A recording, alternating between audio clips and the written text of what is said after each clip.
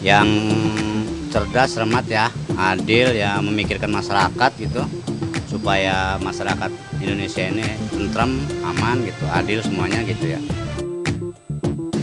Yang terutama sih tegas, berani ngambil keputusan, terus nggak banyak omong juga sih, itu aja.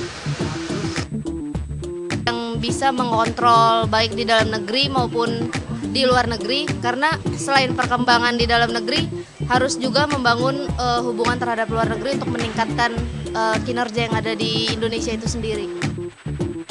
Yang pasti seorang pemimpin Indonesia itu harus mengutamakan rakyat, harus bersifat jujur dan terbuka, serta berani untuk mengabdikan diri kepada rakyat.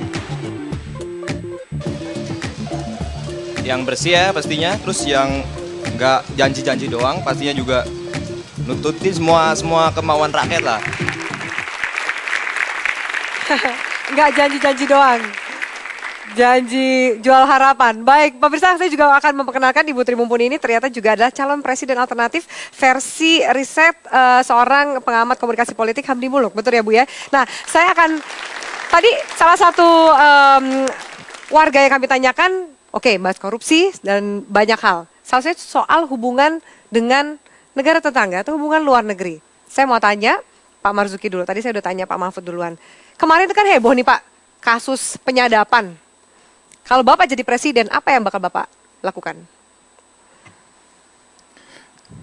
Kita sebagai bangsa yang berdaulat ya, itulah cita-cita para pendiri bangsa ini.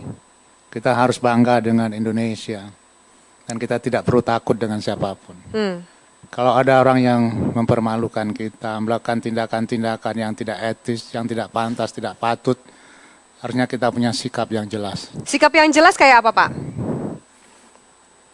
Kita bisa menarik duta besar kita. Sudah dilakukan?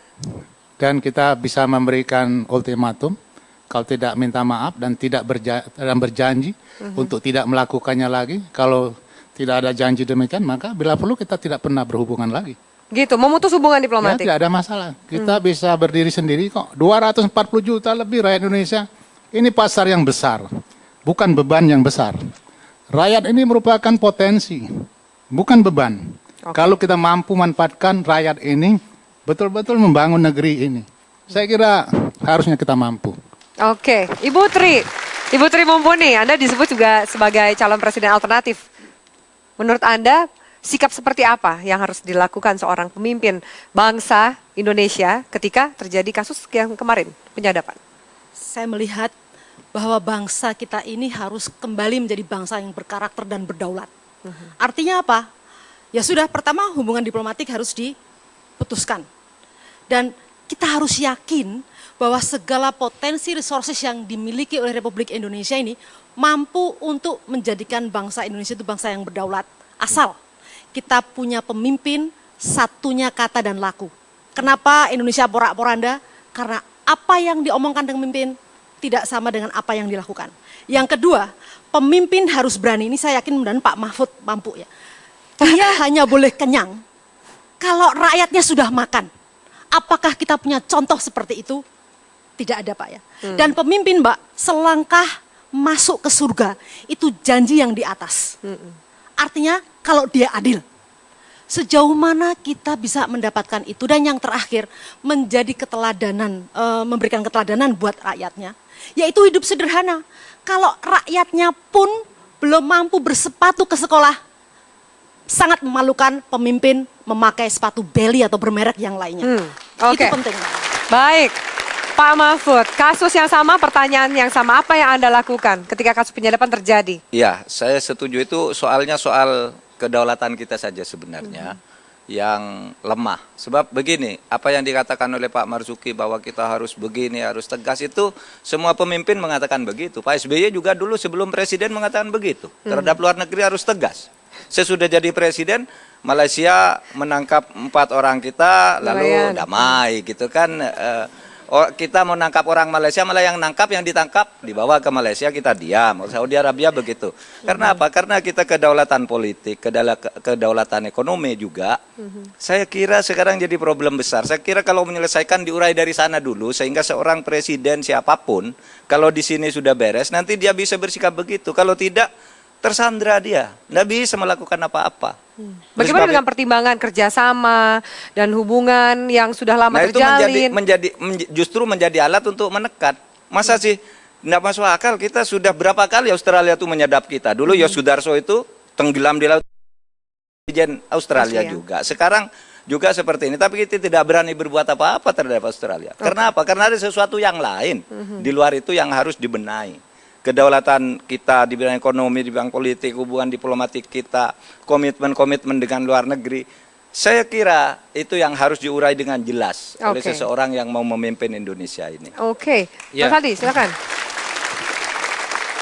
Kita kan politik kita itu adalah pada hakikatnya politik luar negeri kita adalah kepentingan nasional. Nah, kalau kepentingan nasional kita sudah terganggu, kita harus berbuat apa? What is to be done? Menurut Anda yang kemarin terjadi sudah mengganggu kepentingan nasional? Ya tentu dong. Masa ada presiden bicara kemudian disadap, walaupun mungkin isinya saya tidak tahu apa ya, apa curhat istrinya atau juga penting disadap gitu ya, kita nggak tahu.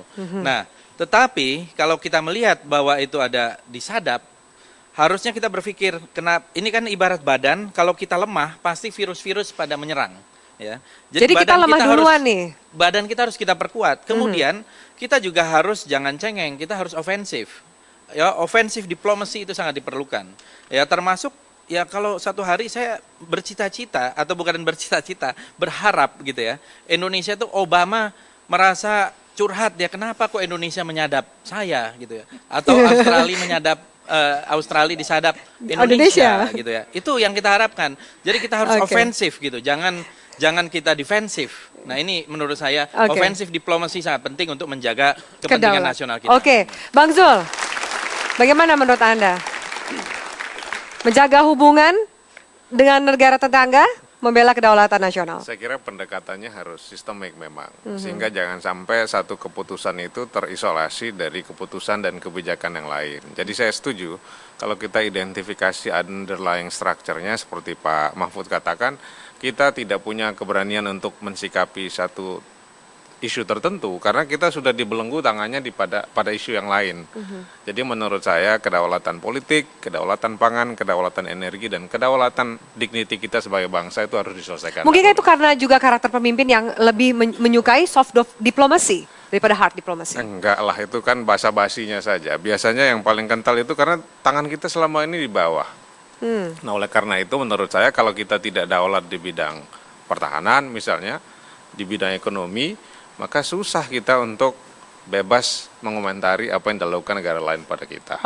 Jadi menurut kita memang pemerintah kita sekarang agak lemah dalam melakukan diplomasi internasional. Dan juga pada dignity-nya sendiri yang gagal kita lindungi sepenuh hati. Harga diri bangsa. Baik, Boni? Ya sebetulnya penyadapan oleh Australia ini ada konteksnya. Pertama, kita sudah punya MOU kerjasama dengan Australia soal penyadapan untuk kasus terorisme.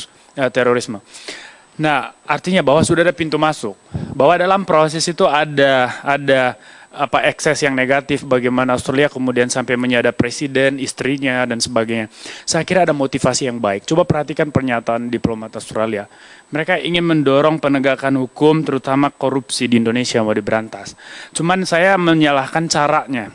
Saya menyalahkan mekanisme mereka menyampaikan itu. Kita semua terima kasih bahwa ada data soal bagaimana fakta di balik layar soal Senturi. Apa yang dilakukan oleh kepala negara, ibu negara, dan sebagainya di balik layar. Itu semua bisa dibongkar. Nah itu penting.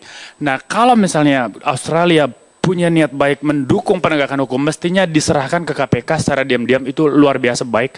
Tapi ketika itu dinyatakan secara terbuka, itu penghinaan terhadap negara. Jadi saya setuju penyadapan itu dalam pengertian penegakan hukum. Untuk KPK, saya menolak caranya yang terlalu terbuka dan itu menghina Indonesia. Dan lebih mengecewakan lagi, Presiden tidak bereaksi dengan tepat. Baik, Mbak Henry, jadi kita banyak juga pertimbangan yang diberikan kepada masyarakat. Ada perjanjian atau kerjasama ekonomi yang luar biasa. Banyak mahasiswa kita yang juga berkuliah di sana, itu juga mereka kan harus diperhitungkan lebih jauh. Bagaimana menurut Anda ketika seorang pemimpin, kedaulatan nasional kita mungkin terganggu, harus bersikap apa supaya juga kedaulatan ekonomi tidak terpengaruh? Kalau pemimpinnya aja takut, bagaimana rakyatnya nggak ikut takut? Ya, jadi kalau mau membuat satu keputusan, apakah kita akan melakukan kerjasama atau tidak, membuat pernyataan tadi akan memutus hubungan atau tidak, semestinya sudah ada perencanaan di belakangnya. Ya, begitu mengatakan bahwa kita akan melakukan perhitungan atau melakukan tindakan terhadap penyadapan, maka dari sisi ekonomi semestinya ini kan sudah ada perencanaan. Tetapi ini baru ditakut-takuti dengan nanti kita nggak bisa dapat gandum, padahal di dunia ini sumber gandum banyak. Nanti kita tidak bisa dapat sapi.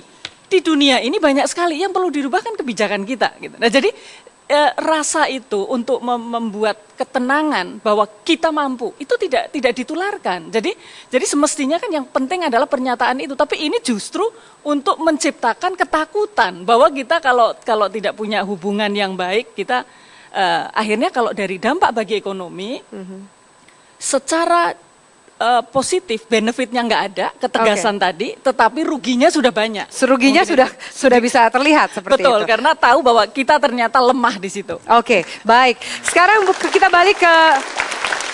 beralih ke topik lainnya. Ini adalah sejumlah nama presiden idaman lain versi Laboratorium Psikologi Politik Universitas Indonesia. Ada nama Ibu Tri Mumpuni di sini ya. Oke, baik. Bagaimana kemudian, ini sejumlah nama, ada Ibu Tri Risma hari ini, ada Ahok, ada Anies Baswedan, ada Khairul Tanjung, Abraham Samad juga masuk seperti ini. Bagaimana para narasumber yang ada di sini melihat, ini kan mau dibilang juga bisa menjadi koalisi sebagai cawapres atau bahkan kompetitor jika maju sebagai bakal calon presiden. Kami akan lanjutkan saat lagi.